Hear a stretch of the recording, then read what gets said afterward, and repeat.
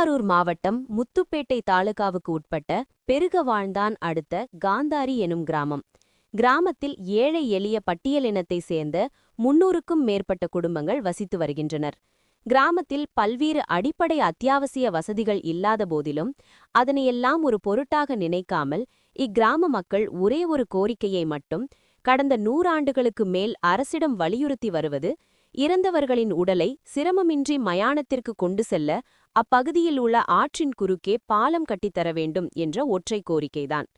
கிராம மக்களின் இத்தகைய கோரிக்கையினை அதிகாரிகள் செவிமடுத்து கேட்க முன்வருவதில்லை.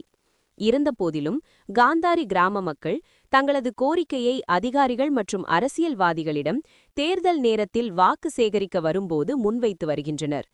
அரசியல்வாதிகளும் நிறைவேற்றி தரப்படும் என்ற ஆறுதல் வார்த்தையினை இக்கிராம மக்களுக்கு வாக்குறுதிகளை வழங்கி வாக்குகளை அறுவடை செய்து செல்கிறார்களே தவிர, சுடுகாட்டிற்கான பாதை வசதியினை இதுவரை ஏற்படுத்தித் தர எந்தவித நடவடிக்கையும் மேற்கொள்ளவில்லை.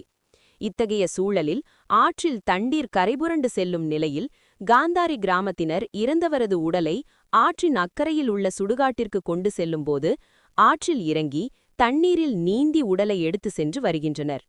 மயாலத்திற்கு இறந்தவர்களின் உடலை கொண்டு செல்ல ஏதுவாக பாலம் கட்டித்தர வேண்டுமென அப்பகுதி மக்கள் கோரிக்கை விடுத்துள்ளனர்.